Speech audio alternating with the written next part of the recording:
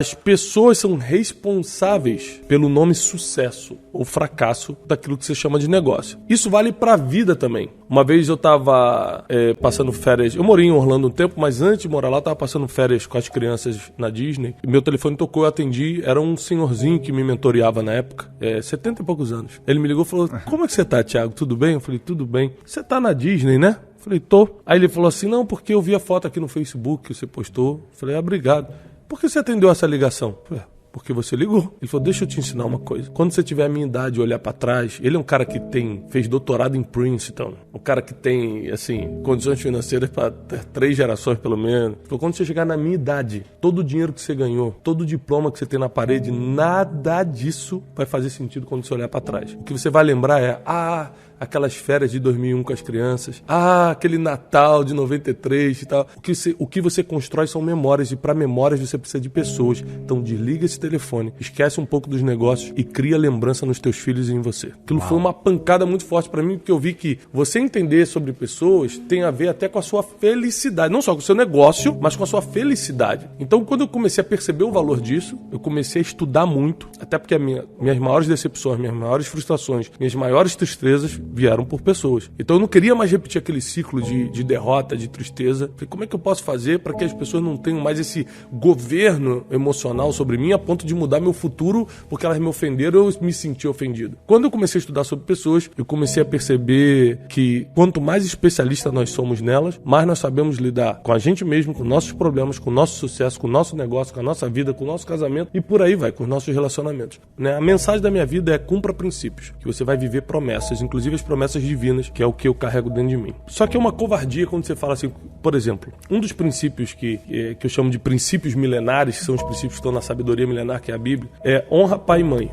Mas se você fala assim, olha, cara, honra teu pai e tua mãe, aí vai vir uma pessoa, como eu já escutei, a pessoa fala assim, só que a minha mãe me abandonou para casar com outro cara. Eu fui criado por uma vizinha e eu tive que passar Natal sentado em sofá com eles na mesa porque eu não podia comer na mesa. Então como é que eu vou honrar um negócio desse? Então quando você consegue ensinar princípios, mas também ensinando a pessoa como cumprir, porque o passado é o maior inimigo do futuro, porque você fala, se eu cumprir o princípio do investimento eu vou prosperar financeiramente. Mas peraí, você solta o princípio, mas não ensina como, você tem que lembrar que nesse como tem o passado da pessoa. Ela viu o pai perder tudo, ela investiu no negócio e perdeu. O passado está sempre atormentando as pessoas. Então, eu procuro ensinar o princípio, como cumprir o princípio e como você reeditar. Eu não acredito apagar o passado. Como assim apagar o passado? Você vai apagar a sua experiência, então? Vai apagar o que te trouxe até aqui? O que você tem que fazer é reeditar aquilo que traz dor para você, agora ser um fortalecimento. É o exemplo da ferida e da cicatriz. O passado, ele pode deixar ferida ou cicatriz. Uma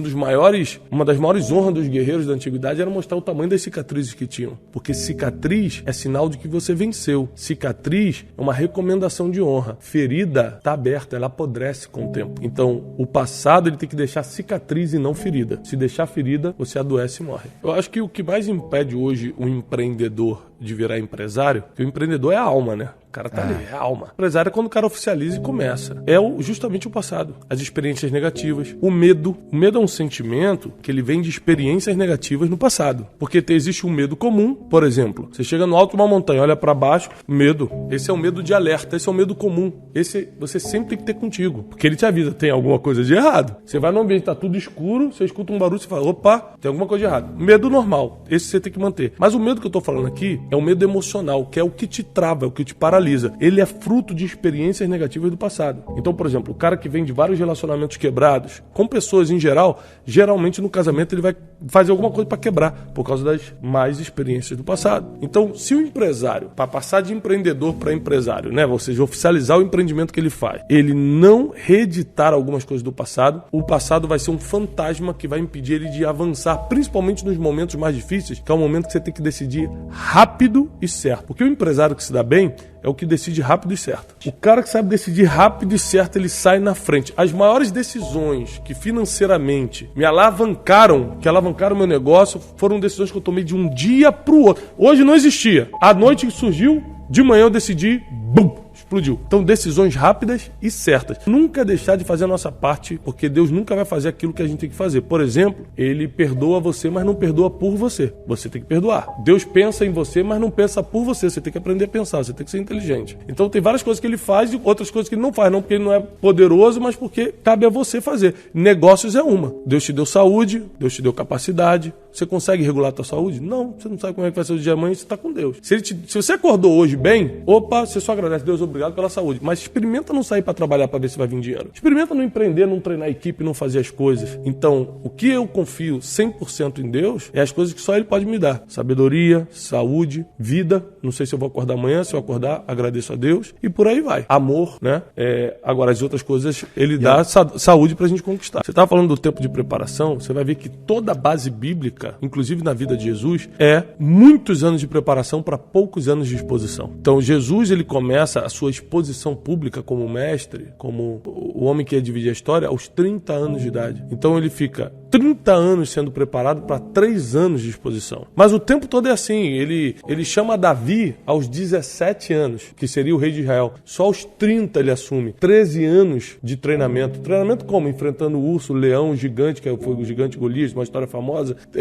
13 anos fugindo da perseguição do rei que tinha inveja dele, o rei da época que era Saul. Ou seja, os problemas da vida você pode encarar como sofrimento ou como treinamento divino para você passar para a próxima fase. Então, se você não aceitar as situações difíceis da vida como treinamento, ou mais fácil ainda, que é aqui que resolve quase tudo, investir logo no seu conhecimento, para você não ter que passar pelo sofrimento. Perfeito. Porque as pessoas esperam escutar de você as batalhas que você venceu. Grave isso. Ninguém quer saber o que você leu, o que você aprendeu dos outros, o que você aprendeu no curso, ou o que você fez na faculdade. As pessoas querem saber o que você venceu. Elas se conectam com a sua superação e não com as suas vitórias. Se as 4 respostas convergirem, você descobriu o seu propósito. Ou seja, poxa, o que eu sei fazer naturalmente e faria de graça? No meu caso, eu, Thiago, falar em público, dar palestra, pregar, é o que eu gosto de fazer. Faria de graça.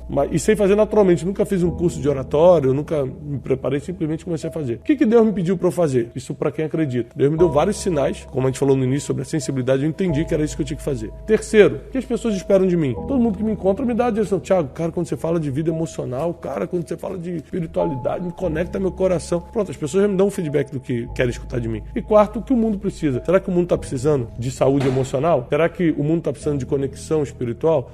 Tá. Então eu descobri meu propósito. Eu vou usar meu dom de falar em público e de escrever para falar sobre vida emocional e espiritual. É o que eu faço. Viva pelo seu propósito e não pela opinião dos outros. Os outros não têm noção do seu futuro. Eles julgam só pelo que estão vendo agora, mas eles não conhecem nem o teu passado, que você sobreviveu até chegar até aqui, e não entendem, nem nunca vão entender o seu caminho que você ainda tem pela frente, o caminho que você ainda vai viver. Então viva pelo propósito, pelo porquê você faz as coisas e não negocie isso. Uma outra coisa, seja indesistível, obstinado. A minha esposa, ela sempre fala isso, ela falou, Thiago, uma das coisas que eu mais admiro em você é que você nunca desiste. O cara já falou que não, já falou que não dá. Você continua lá, vai tomar um café de novo, você continua. E quantas vezes, quantas grandes bênçãos eu atraí para minha vida porque eu era indesistível, obstinado. Quando eu queria um negócio e tinha certeza que aquilo que era o meu caminho, eu ia, eu não desistia. E tem gente que quebrou uma vez, para. E tem gente porque o gerente traiu uma vez, desiste, fecha a empresa, entrega o negócio, vende. Aí eu comecei a perceber que se você viver pelo seu propósito, se você for indesistível, e terceiro, tudo que você fizer, faça por algo maior. Faça para servir as pessoas de verdade. Dinheiro é uma consequência de você servir as pessoas. E quando você faz por algo maior, ser indesistível é mais fácil e viver pelo propósito é mais fácil.